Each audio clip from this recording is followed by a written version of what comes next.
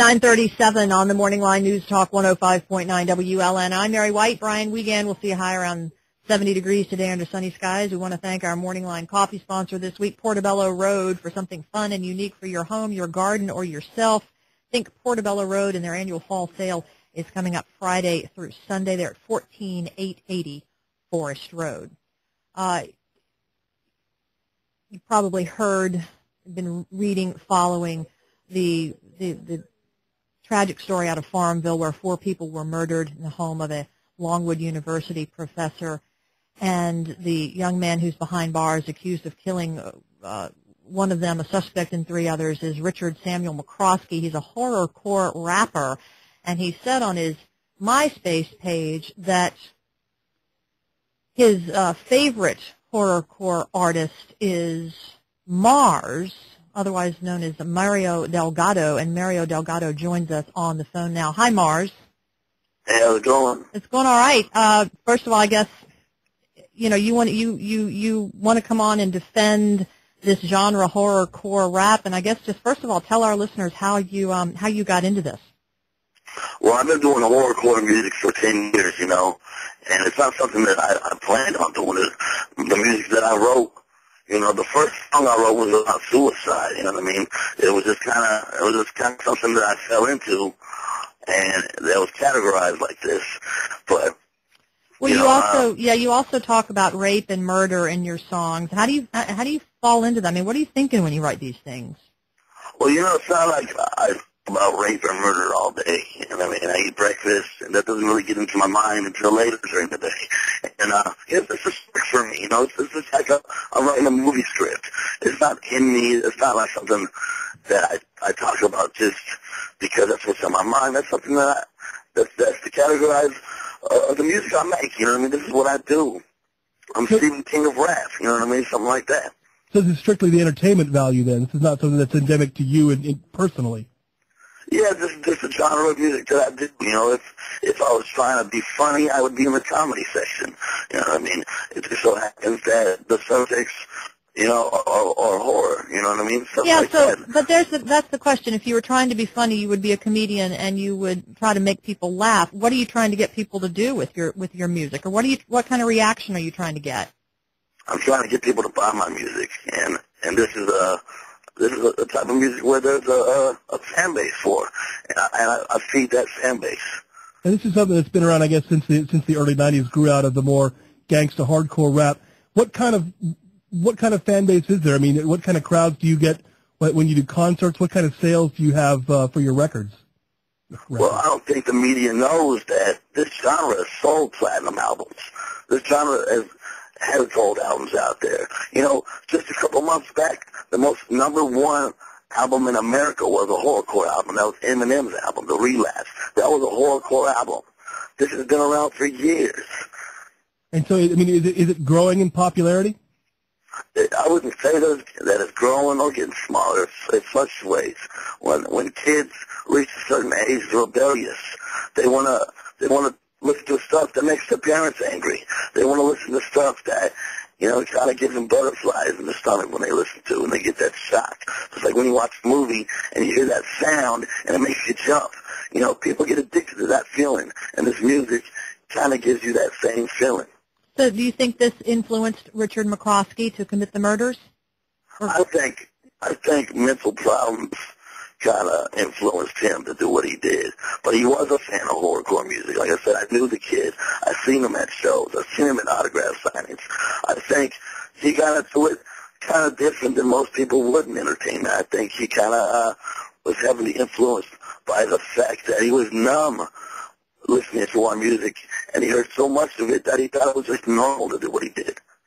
Well, that said, do you worry about your influence on someone like that, or like a Jeff Weiss, who is the school sheriff in Red Lake, Minnesota, who was listening to your music as well? Where you have a detrimental effect on kids or people who are sort of, close to that edge, as it were? Well, when I make music, I don't really think about, hey, man, this is going to be crazy. Somebody's going to listen to this and kill everybody. I don't really think about that. When I make music, I think about, is this going to be the right song to put out? Because I don't want to put a song out that's going to suck. I want songs that everybody's going to listen to and like. You know, that's my responsibility as an artist, is to put out the best music possible. But now, because these kids listen to this music and go crazy, you know, that's unfortunate that it happened that way. But I think it happens with every kind of entertainment. Just because, you know, some guy has a baseball bat and a glove in his trunk and he goes and kills somebody, then they're going to be, hey, Jose Canseco, man, why are you doing this? Why are you playing baseball so good that these people are out there killing in your name? So do you think there are kids out? Do you think there are kids out there who are listening? I don't know, to show tunes or something, and then they go out and do this? Exactly. Some guy could be doing a cha-cha right now with a chainsaw in his hand, and they're going to blame it on the river dance. We're speaking to Mario Delgado on the morning line. He is also known as Mars, a prominent horrorcore rapper. And in case you had missed the backstory here, these 4 murders up in Farmville from this Syco Sam McCroskey, was a big fan of Mario's music. How old are you, Mars? I'm 29 years old. 29. I'm a family man. Yeah, I was going to ask, do you have kids, and do you care if your kids, what kind of a role model you're being for your own kids? I mean, do you want them listening to your music? You know what? I don't let my kids listen to my music or any music like this because I'm a good parent. And I understand that if you're a parent, you monitor what your kids watch on TV. You monitor what they listen to. And if my son comes to me wearing skin-tight jeans and his fingernails are painted black, there's a earring in his face, I'm going to be like, hey, dude, what's wrong with you, man? I'm going to sit down and talk to him. Are you listening to this Mars guy? Well, what's his style about? I'm going to find out exactly what's wrong with my kids and understand why they feel like they do. So at what age would it be okay for them to listen to you, to your music? You know what? I would say that, you know, I grew up listening to Ozzy Osbourne and crazy stuff. You know, I knew the words to Ozzy Osbourne songs when I was 3 years old. And look at me, I grew up just fine. Yeah, but how do you explain that to your own kids when they say, wait a minute, all this stuff is you're telling us all this stuff is wrong, and that then here you are in your songs glorifying rape and murder and suicide. How do you explain that?